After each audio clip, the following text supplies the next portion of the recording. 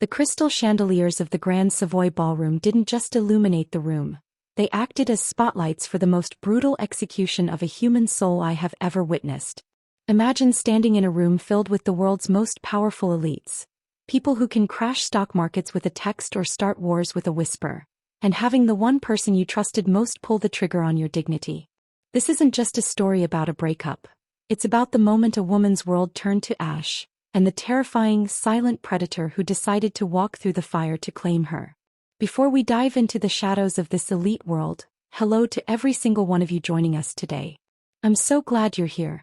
Whether you're watching from a rainy apartment in London, a bustling cafe in Tokyo, or the quiet suburbs of Texas, drop a comment below and let me know where you're tuning in from.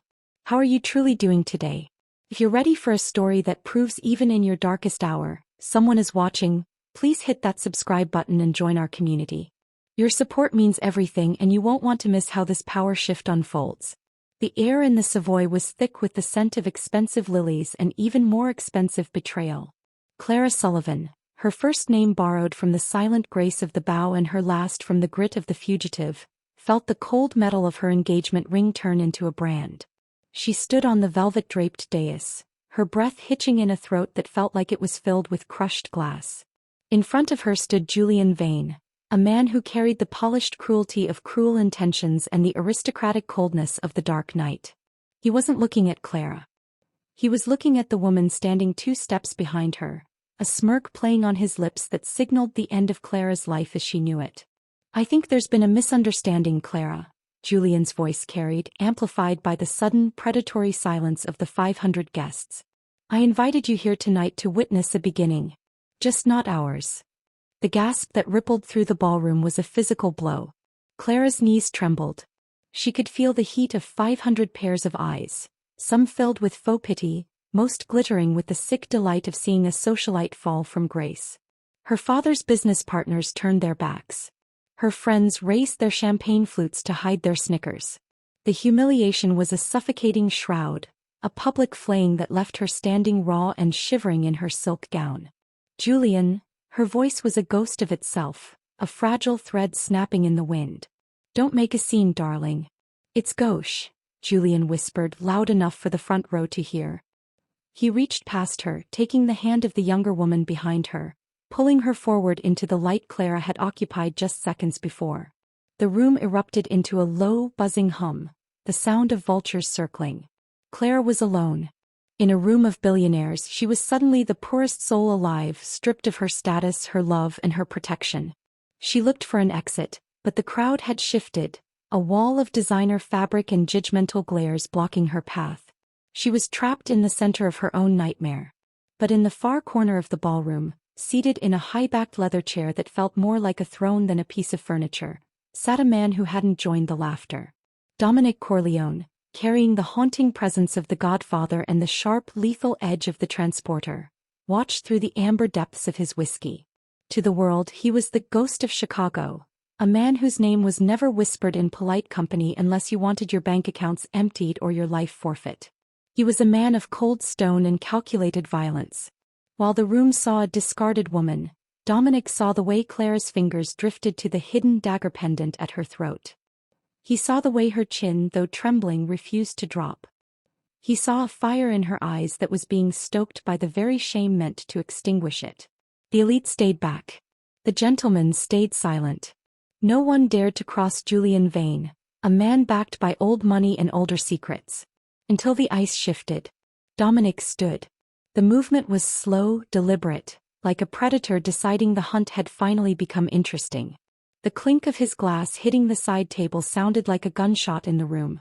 As he stepped into the light, the laughter died. The whispers vanished. A path cleared before him, not out of respect, but out of pure, unadulterated terror. He didn't look at Julian. He didn't acknowledge the crowd. His eyes were locked on Clara. And for the first time in her life, Clara saw someone looking at her not as a social accessory, but as a prize worth burning the world for.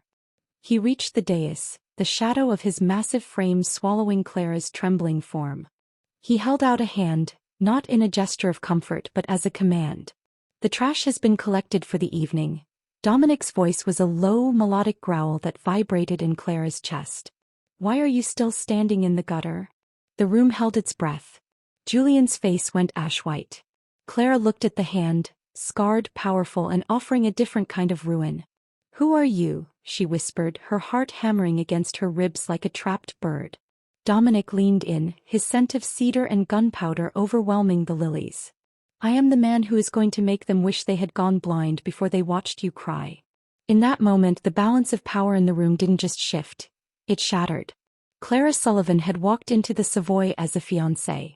She was about to leave as something far more dangerous. But as her fingers brushed his palm, a single question echoed through the silent hall. Was the man saving her from the fire, or was he simply the one who had come to claim the ashes? The touch of Dominic's hand was not the soft, manicured comfort Clara had grown used to with Julian. His palm was a map of hidden histories, calloused, warm, and steadier than the foundations of the Savoy itself. As her fingers slid into his, a jolt of pure, electric awareness snapped through her, momentarily numbing the agonizing sting of Julian's betrayal. The ballroom remained frozen, a tableau of shocked faces, while Dominic pulled her flush against his side. The sheer heat radiating from him was a shield, a physical barrier between her and the prying eyes of the elite. Clara Sullivan was not supposed to be here, not like this. Growing up as the daughter of a disgraced diplomat, she had spent her entire life perfecting the art of the porcelain mask. Her deepest desire wasn't wealth. She had seen how easily that could be stripped away. She craved permanence. She wanted to be someone's uncancelable truth. She had believed Julian was that anchor, her reward for years of navigating the treacherous waters of high society with a smile that never quite reached her eyes.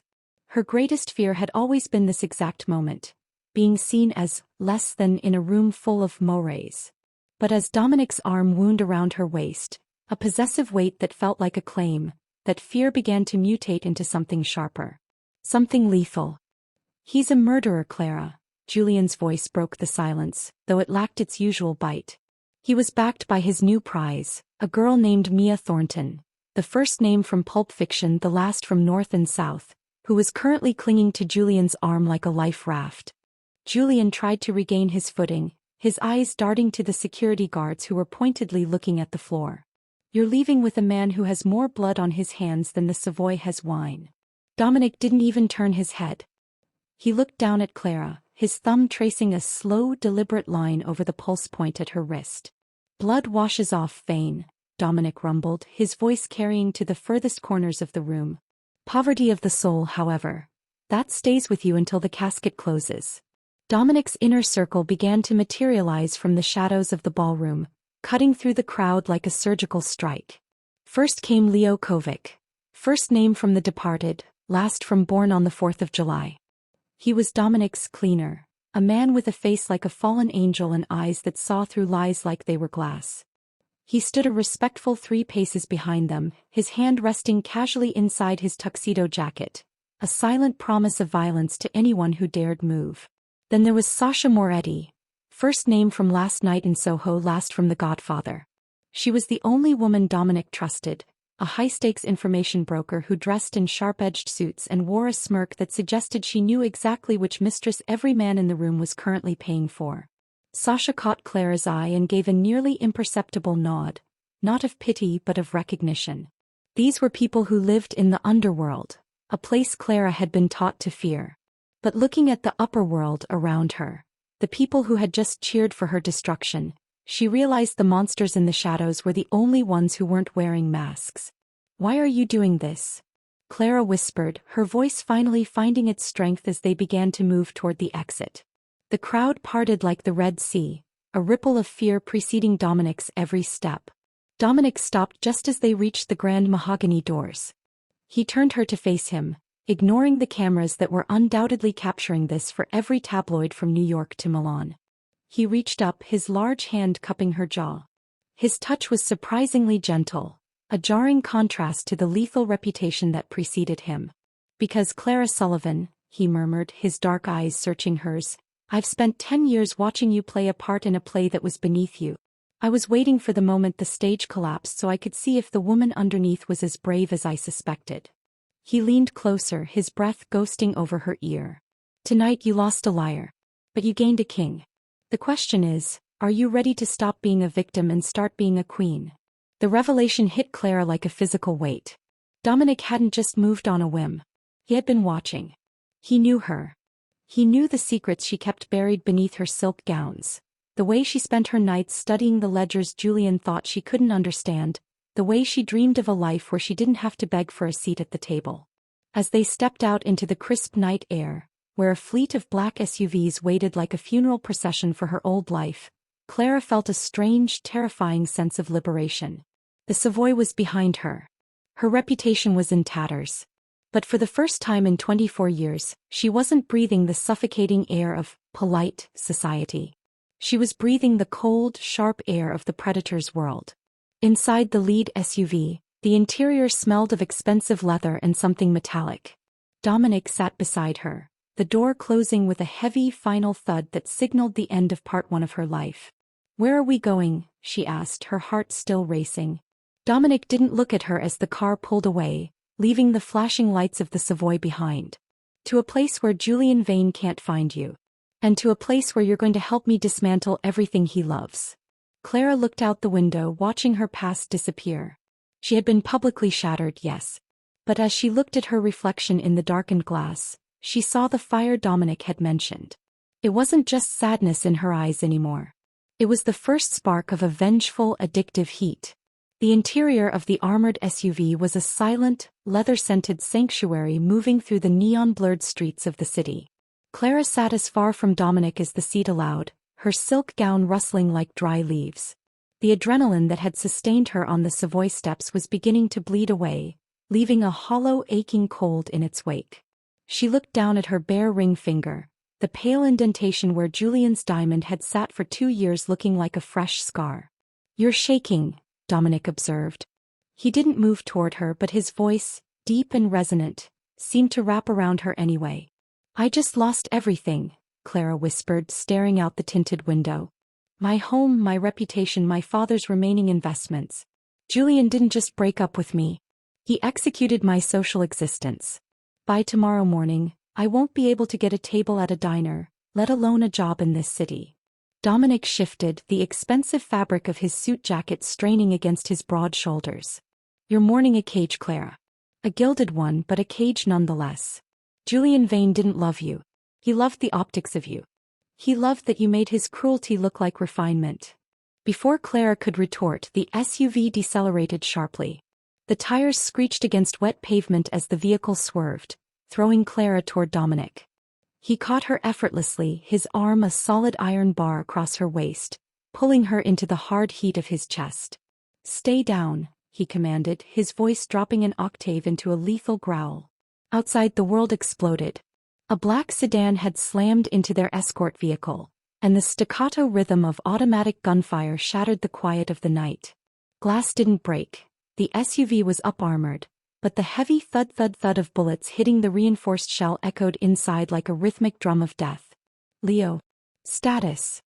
Dominic barked into a comms unit on his wrist. "Ambush at the 4th Street intersection, boss." Leo's voice crackled through the speakers, devoid of panic. "It's not the rival families. These guys are tactical. Professional. They aren't trying to kill us, they're trying to stop the car." Clara pressed her face into Dominic's shoulder, the scent of his cologne, sandalwood and something sharper like ozone, filling her senses. Terror, raw and primal, clawed at her throat. "Is it Julian?" she gasped. Dominic's eyes darkened, a predatory glint reflecting the muzzle flashes outside. "Julian doesn't have the stomach for this. This is someone else." Suddenly the SUV rocked violently. An explosion, a small directed thermite charge, blew the hinges off the rear passenger door. The heavy slab of metal groaned and swung open, exposing them to the chaos of the street. A man in a tactical mask lunged into the opening, reaching for Clara. He wasn't aiming a gun. He was holding a heavy-duty sedative injector. "No!"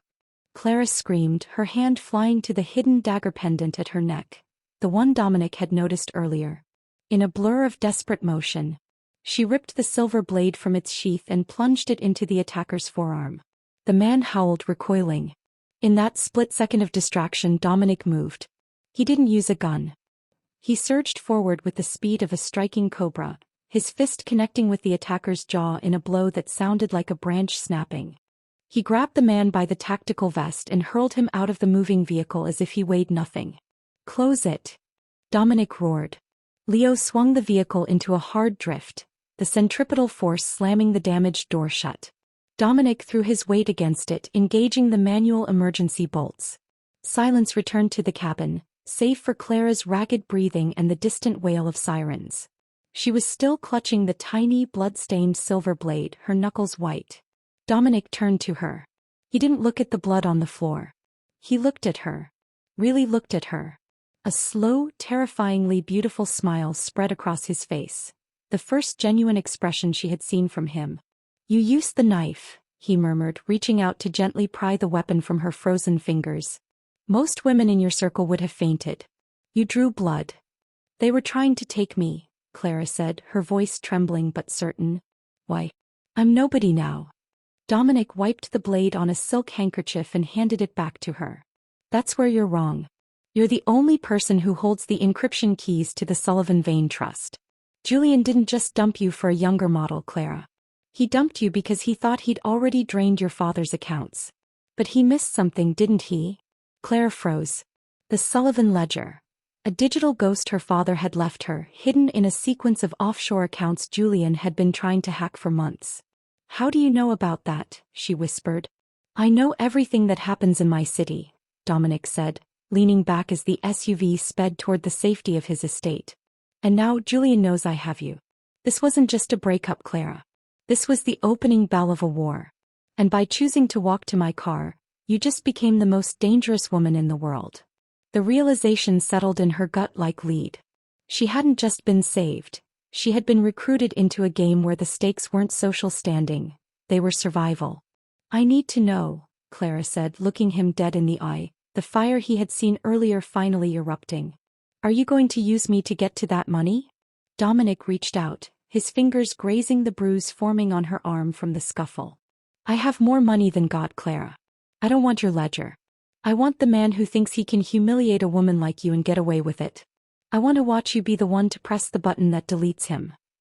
He paused, his gaze dropping to her lips for a fraction of a second before returning to her eyes.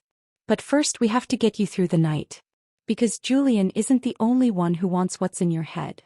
As the gates of a massive, fortress-like estate swung open to receive them, Clara realized her heart hadn't just broken tonight.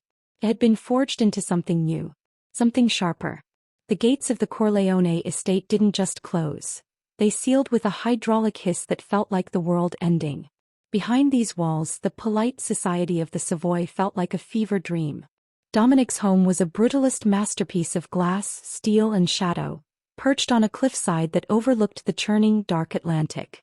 Inside, the air was still, punctuated only by the distant, rhythmic hum of high-tech security systems. For the next 72 hours, Clara Sullivan learned what it meant to be the guest of a man who lived on a war footing. Dominic didn't put her in a dungeon. He put her in a suite that mirrored her own tastes. Silk sheets the color of midnight and a balcony that breathed the salt of the sea. But at every door stood a silent sentinel, and every time she walked the halls, the security cameras tracked her with a predatory whir. "You're pacing," a voice rumbled from the doorway of the library on the third night. Claire spun around. Dominic stood there, his tuxedo jacket gone, the sleeves of his white dress shirt rolled up to reveal forearms corded with muscle and etched with ink, ancient symbols of protection and power. He held 2 glasses of deep amber liquid. "I'm a prisoner who can order room service," Clara said, her voice tight. "My phone was destroyed in the crash. My bank accounts have been frozen by Julian's legal team on suspicion of fraud. I am a ghost in a very expensive haunting." Dominic walked toward her, the ice clinking in the glass. He handed her one. "You're a tactical asset under protection. There's a difference." "Is there?" Clara stepped closer, the heat from his body once again acting like a magnetic pull. Every news outlet is running the same story. Clara Sullivan, scorned socialite, kidnapped by underworld kingpin. Julian is playing the grieving ex-fiancé on every network. He's making himself the hero and you the monster.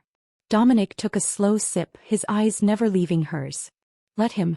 The louder he screams, the more mistakes he makes.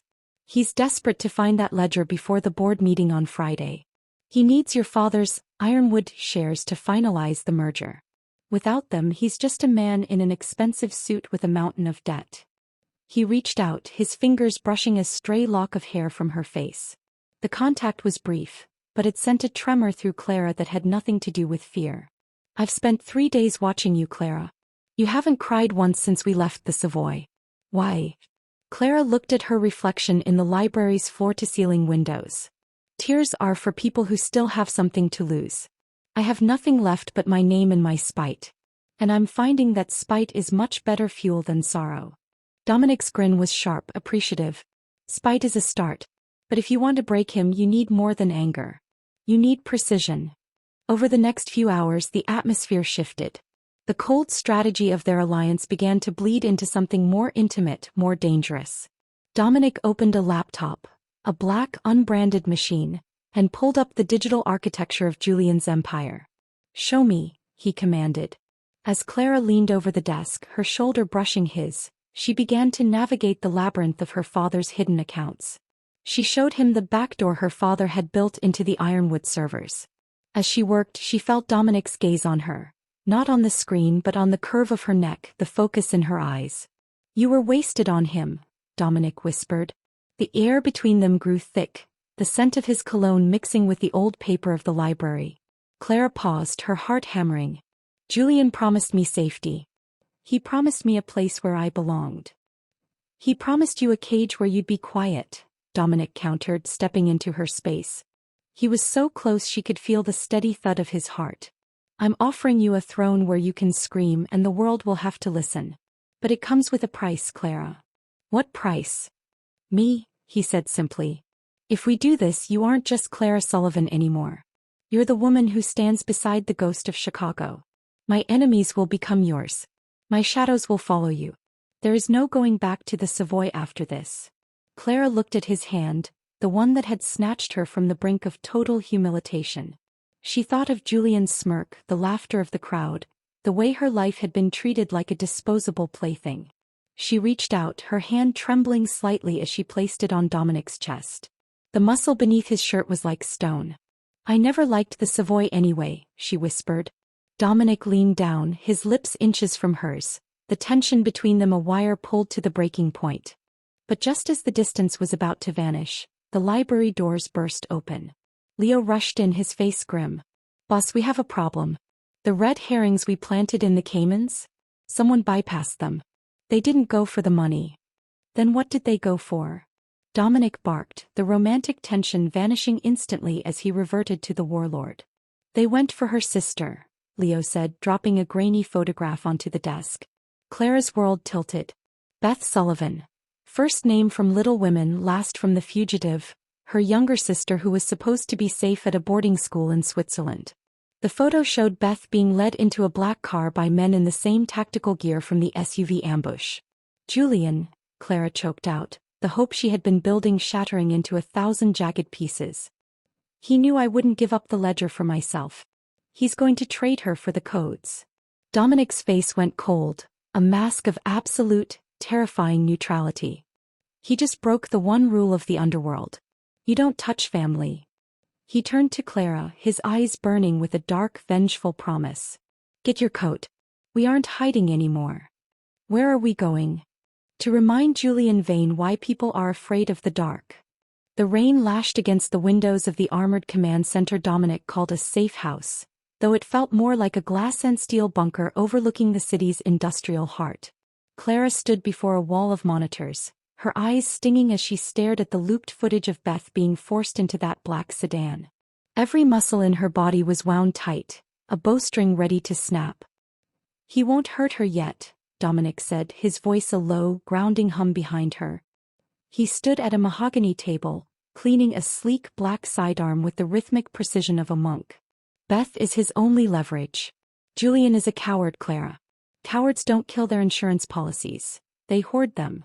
"You don't know him like I do," Clara whispered, turning to face him.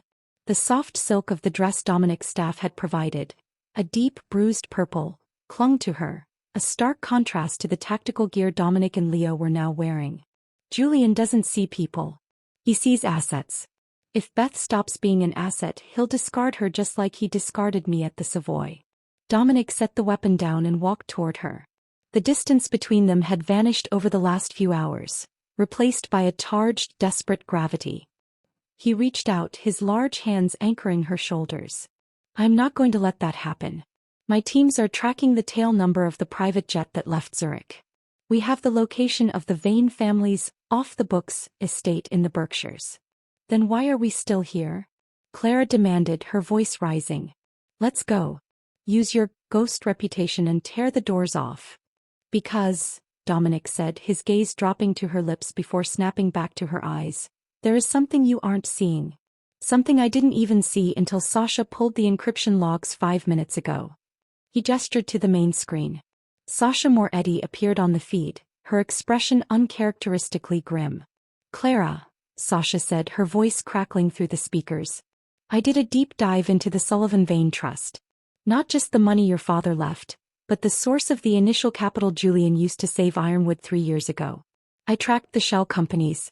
They don't lead back to the Vane family banks. Clara frowned. What are you talking about? Julian's father inherited the estate. No, Sasha countered. The money came from a private equity firm called Black Sunday. It's a front for a conglomerate that specializes in untraceable acquisitions. Julian didn't dump you because he fell out of love. He dumped you because Black Sun demanded a blood sacrifice to settle his gambling debts. They wanted the Ironwood tech and they wanted you out of the way so they could liquidate the Sullivan assets without a spouse's signature. Dominic stepped closer, his chest nearly brushing hers. But here's the game changer, Clara. Look at the board of directors for Black Sunday. He swiped the screen. A single name sat at the top of the list, highlighted in red. Arthur Sullivan. Clara's breath hitched. She felt the floor drop out from under her. My father is dead. He died in that boating accident 18 months ago. Did he? Dominic's voice was a velvet shadow. Because the signature on the authorization to kidnap Beth was time-stamped 4 hours ago. And the biometric bypass used to override your Ironwood encryption? It was an alpha-level override. Only 2 people ever had it. You, and the man who supposedly drowned. The revelation shattered everything Clara believed about her life. Her grief, her struggle, the very reason she had clung to Julian for protection. It was all a lie orchestrated by the man she had mourned. Her father hadn't left her a legacy. He had left her as bait. He's alive, Clara whispered, the words tasting like ash. He's alive and he's working with the man who humiliated me? He let Julian break me in front of the whole world. He didn't just let him, Dominic said, his eyes burning with a sudden, fierce protectiveness. He facilitated it. He needed you broken so you'd run to a safe place, making it easier for them to track your digital footprint and find the last of the hidden codes. They expected you to hide in a hotel or run to a girlfriend. They didn't expect you to run to me. Clara felt a sob rise in her throat, but she choked it back, turning it into a jagged laugh of pure, unadulterated fury. She looked at Dominic, seeing him now not just as a protector, but as the only honest thing in a world made of mirrors. They want the codes? Clara asked, her voice dropping into a cold, lethal register. They want the Ironwood keys that control the global logistics servers? They're willing to kill for them, Dominic confirmed. Clara reached up, grabbing the lapels of Dominic's tactical vest, pulling him down until their foreheads touched. The vulnerability she had been hiding finally cracked open, but it wasn't weakness. It was a confession. Dominic, I have been so afraid of being alone. I thought Julian was my last chance at a life. But my father, the man who raised me, he sold me. Dominic's arms wrapped around her, pulling her into a crushing, possessive embrace. You are not alone. You have the most dangerous man in this city at your back. And I promise you, by the time the sun rises, your father will wish he had stayed at the bottom of the ocean.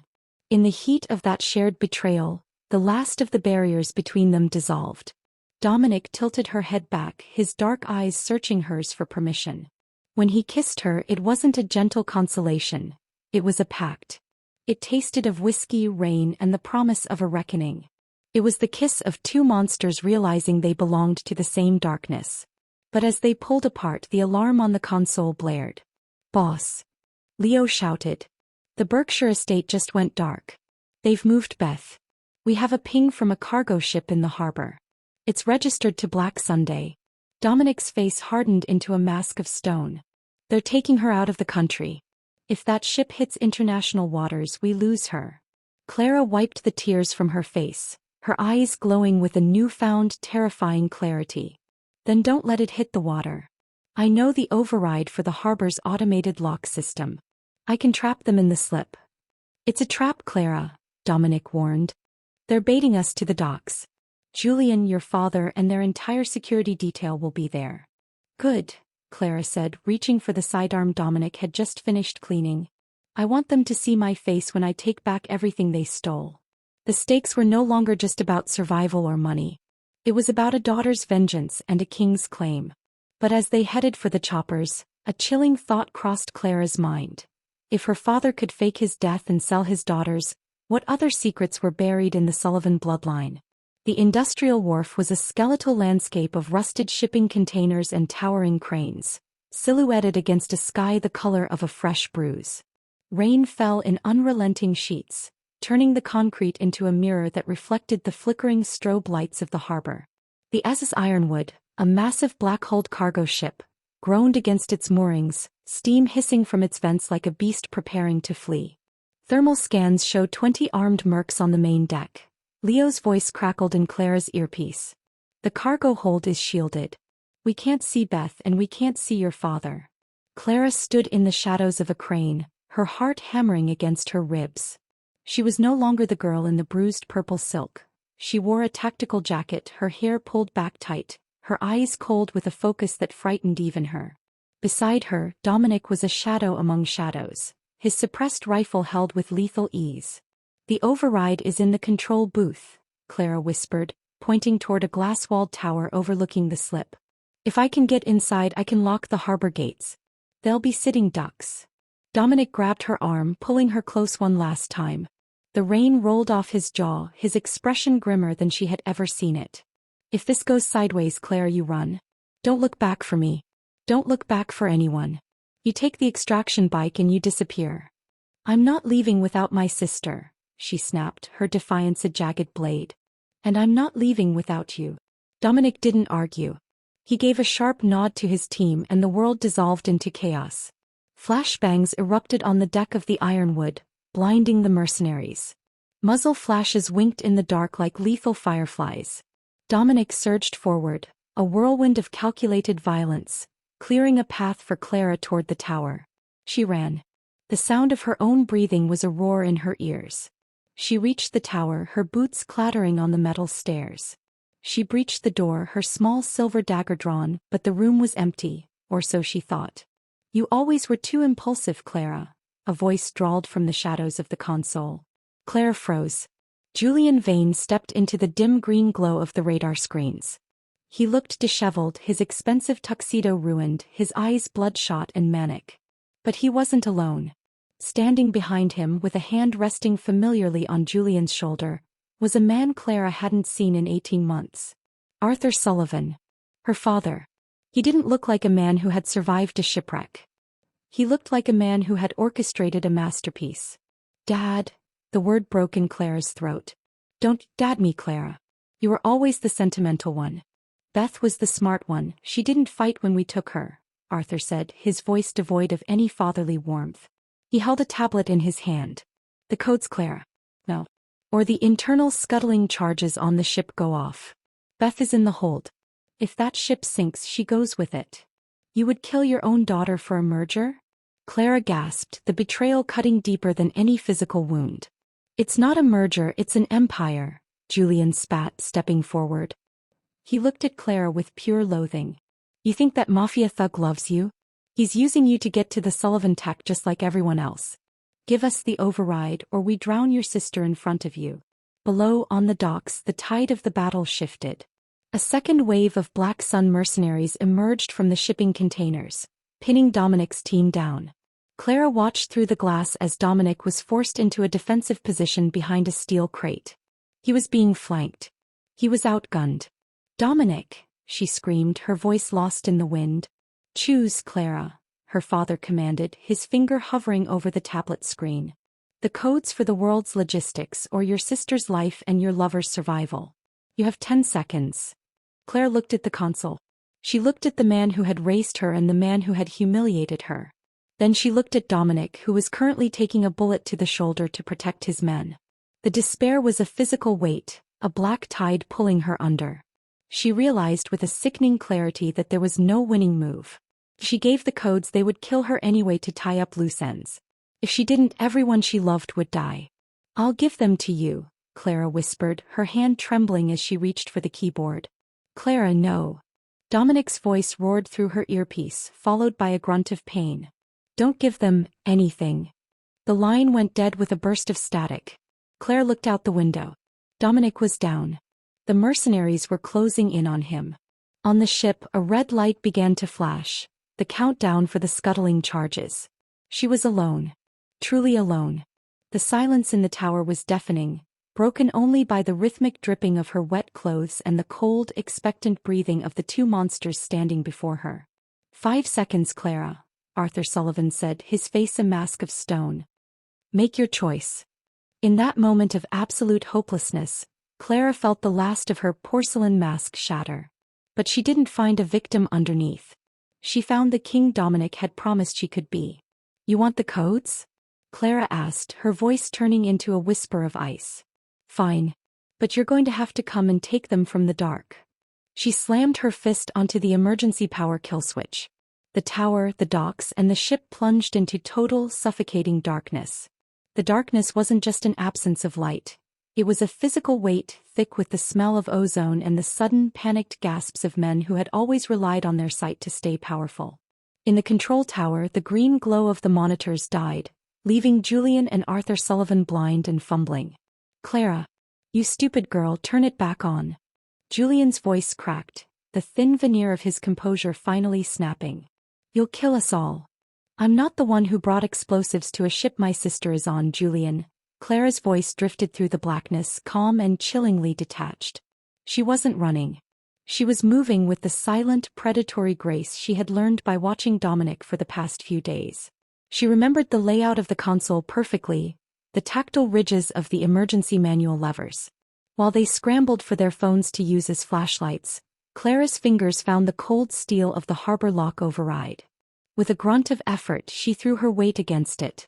A massive, subterranean groan echoed from the water. The harbor gates weren't just closing. They were locking into a permanent maintenance position that would require hours of heavy machinery to undo. The SS Ironwood was trapped in a concrete tomb. "The ship isn't going anywhere," Clara whispered, her voice appearing right behind Julian's ear. He spun around, swinging wildly with his flashlight, but she was already gone, slipping through the shadows like a ghost. Down on the docks, the darkness had flipped the script. Dominic Corleone didn't need light to kill. He had spent his life in the corners of the world where the sun never reached. "Leo. Infrared on." Dominic's voice roared through the comms, no longer strained by pain but vibrating with a terrifying, renewed vigor. "They're blind. Hunt them." Clara watched from the tower window as the winking red dots of infrared scopes began to dance across the wharf. The Black Sun mercenaries, caught in the open and unable to see their own hands, became targets in a shooting gallery. The tide hadn't just turned, it had become a tsunami. In the tower, a small emergency red light began to pulse, the backup power for the scuttling charges. 2 o'clock. 1:59. "Give me the tablet, Dad," Clara said, stepping into the dim red glow. She held the small silver dagger, the one Dominic had returned to her, its blade catching the rhythmic light. Arthur Sullivan looked at his daughter. For the first time, he didn't see a sentimental asset. He saw the cold, calculated fury of a woman who had been pushed past her breaking point and found her strength in the wreckage. "You don't have the heart to kill me, Clara," Arthur sneered, though his hand shook as he held the tablet. "I'm the only one who can stop the timer. Give me the override codes for the gates and I'll let Beth live." "You're wrong," Clara said, taking a step forward. "You taught me that everything is an asset. And right now your life is the only asset I don't need."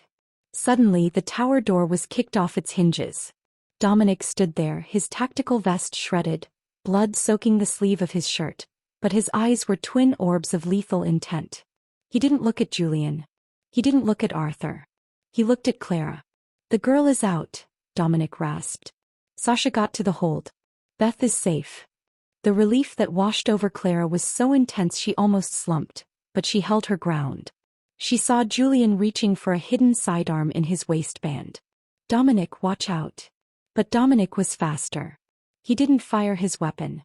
He surged across the room, grabbing Julian by the throat and slamming him against the glass wall of the tower. The glass spiderwebbed under the impact. You touched what was mine, Dominic hissed, his face inches from Julian's. You thought you could break her and walk away with the prize. But you forgot one thing, Vane. Dominic's grip tightened and Julian's eyes began to bulge. In this world, the prize doesn't belong to the man with the most money. It belongs to the man who is willing to burn everything to keep it. Clara turned to her father. He was staring at the tablet, his finger hovering over the execute button for the ship's charges. A final act of spite. Don't, Clara said. Why shouldn't I? Arthur spat. I lost everything the moment you walked into his car. Because, Clara said, stepping close enough to touch the screen, I already changed the encryption. The tablet in your hand isn't connected to the ship anymore. It's connected to the Savoy's digital billboard in the center of the city. She reached out and pressed the button herself.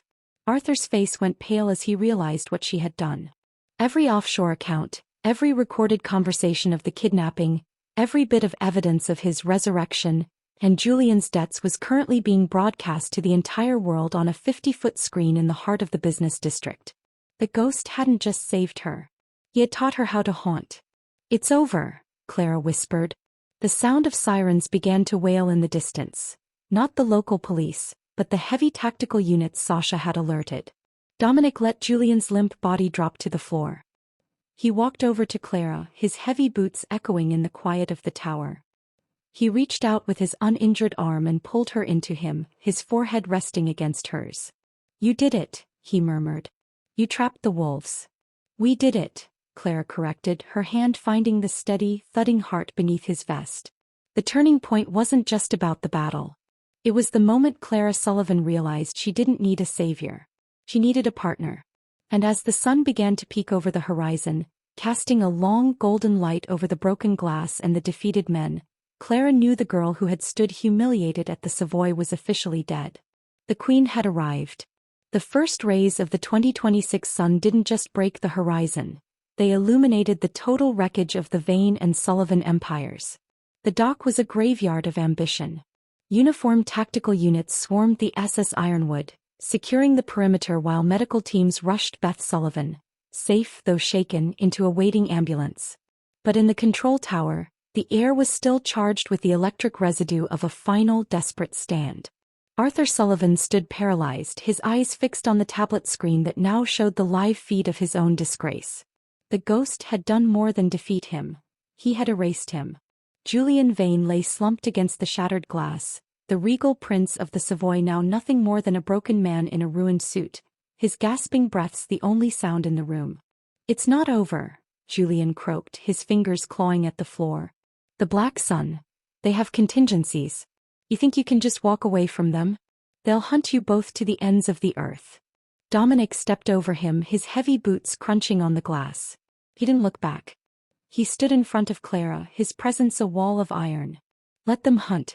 I've been living in their shadows since before you knew how to tie a silk tie, Vane. The difference is now I'm not just protecting a territory. I'm protecting a legacy. Suddenly, the tower's secondary elevator chimed, a sound that shouldn't have been possible with the power cut. The doors slid open to reveal a man who looked like he had stepped out of a high-stakes thriller. Ethan Huntley, first name from Mission. Impossible, last from the Pelican Brief. He was the silent executor of the Black Sun conglomerate, the man who moved the pieces when the board went dark. He was flanked by 4 men whose posture screamed military precision. Arthur Sullivan's face lit up with a grotesque hope. Ethan, thank God. Kill them. Kill them all and I'll give you the master override. I can still rebuild the servers. Ethan Huntley didn't even glance at Arthur. He walked straight toward Dominic and Clara, his expression a mask of professional neutrality. He stopped 3 paces away and looked at the digital broadcast still flickering on the monitors, the evidence of Arthur's incompetence and Julian's cowardice. Mr. Sullivan, Ethan said, his voice like dry parchment. The Black Sun does not invest in liabilities. And right now, you and Mr. Vane are the largest liabilities on our balance sheet. He turned his gaze to Clara. For a long moment the world held its breath. However, Ethan continued, we do recognize talent. Miss Sullivan, the way you bypassed our alpha-level encryption using a recursive loop from the Savoy's own advertising server. That was inspired. It cost us $3 billion in market cap in the last 10 minutes. Clara stood her ground, her hand still resting in Dominic's. Then you should have picked better partners. Ethan gave a stiff, mirthless nod. Indeed. We are here to settle the debt. Not with bullets, but with a contract of dissolution. He signaled to one of his men who stepped forward with a sleek metal case. Inside wasn't a weapon. It was a stack of legal documents. The total transfer of the Sullivan-Vane patents, the Ironwood tech and the ancestral Sullivan estate back to Clara. No strings. No liens. Why? Clara whispered. Because the ghost of Chicago has something we want, Ethan said, looking at Dominic. A ceasefire. He stays in his territory, we stay in ours, and you keep the Sullivan name clean enough to keep the market stable. If you agree, Mr. Vane and your father will spend the rest of their lives in a private facility where they can no longer affect our interests. Dominic looked at Clara. The choice was hers. He was offering her the victory she had dreamed of, the total restoration of her life without the blood of her father on her hands, but with the power to ensure he never hurt her again. Sign it, Dominic said softly. Finish the story. Clara took the pen. With a hand that no longer trembled, she signed her name for the last time as the scorned socialite, and for the first time as the woman who had brought a global conglomerate to its knees. As the Black Sun team led a screaming Arthur Sullivan and a catatonic Julian Vane toward the elevator, the tower finally felt empty. The silence was absolute, broken only by the distant lapping of the waves against the trapped ship. Dominic turned Clara toward him. He reached up, his thumb wiping a smudge of grease and ash from her cheek. The Savoy thinks you're dead, Clara. The world thinks you're a victim. What do you want to be now? Clara looked out at the city, her city. The lights were coming back on, but the power had shifted forever. She looked at the man who had seen the fire in her when she was at her lowest, the man who had dared to move when everyone else turned away. I want to be the woman who makes them wonder how they ever thought I was weak, she said, her voice a promise of the future. Dominic didn't say a word. He simply leaned down and claimed her lips in a kiss that tasted of victory, of justice, and of a love that had been forged in the hottest fire imaginable. The humiliation of the Savoy was 1,000 years ago. In the ruins of the docks, a new empire had been born. 6 months later, the Savoy ballroom was once again a sea of champagne, silk, and the quiet hum of the world's most powerful elite. But tonight the atmosphere was different. The air didn't feel heavy with judgment. It felt charged with a breathless, reverent expectation. The Sullivan-Corleone Gala was the event of the decade. Clara Sullivan stood on the grand balcony, her first name from the silent era's most resilient star and her last name from a legacy she had finally reclaimed and purified. She wore a gown of midnight blue velvet that seemed to absorb the light of the chandeliers, a stark contrast to the fragile white silk she had worn the night her heart was publicly shattered. She looked down at the crowd, the same faces that had laughed at her humiliation, and felt nothing but a calm, distant peace. They weren't her peers anymore. They were her guests. Beside her, Beth Sullivan laughed, her younger sister's eyes bright and clear. Free from the shadows of the Black Sun, Beth had taken over the charitable arm of the new Ironwood Foundation, turning her father's instruments of surveillance into tools for global transparency. You're staring again, a deep, familiar voice rumbled in Clara's ear. She didn't need to turn to know it was Dominic. The ghost of Chicago no longer stayed in the shadows. He stood beside her, his tailored tuxedo concealing the faint scar on his shoulder, a permanent reminder of the night he had moved when no one else dared. He didn't look at the crowd. He only ever had eyes for the woman who had turned his cold world into something worth burning for. I'm just remembering, Clara whispered, her hand sliding into his. His palm was still warm, still calloused, still the only anchor she ever needed. The last time I was in a room like this, I thought I was invisible. I thought my value was tied to a man who didn't even know my soul. Dominic stepped closer, his arm winding possessively around her waist. And now, Clara looked at the massive digital display above the stage, showing the success of their joint venture. A global logistics network that was now unhackable, ethical, and entirely under her control. Julian Vane and Arthur Sullivan were names whispered only in cautionary tales of greed and folly, tucked away in a facility where they could never again touch the light. Now, Clara said, her voice steady and filled with a quiet joy, I know that a broken heart isn't an ending. It's just the moment the fire gets enough air to actually start burning. As the orchestra began a sweeping, emotional waltz, Dominic led her toward the dance floor. The crowd parted instantly, a wave of respect and genuine awe following them. They didn't dance like the socialites around them, stiff and performative. They moved as one, a seamless blend of strength and grace, of the underworld and the high society finally finding a perfect addictive balance. I have a gift for you, Dominic murmured as he spun her under the light of 1,000 crystals. The Savoy lease. I bought the building this morning. I thought we might turn the ballroom into a library. Or a sanctuary. Whatever the Queen decides. Clara laughed, a sound of pure, unadulterated fulfillment that echoed off the gilded ceiling. I think I'd like to keep it exactly as it is, Dominic. So that every time someone walks through those doors, they remember that the most ruthless man in the room was the only one brave enough to be kind. The story of the girl who was publicly discarded had ended. In its place was a narrative of triumph, of a sister's rescue, and a love that had rewritten the laws of power. As the music swelled to a climactic, beautiful finish, Clara leaned into Dominic, her head resting on his chest, watching the sunrise of a new era. The flames had settled, the ashes had cleared, and standing in the center of it all was a woman who was no longer afraid of the dark. Because she had found the man who didn't just save her from the fire. He taught her how to rule it.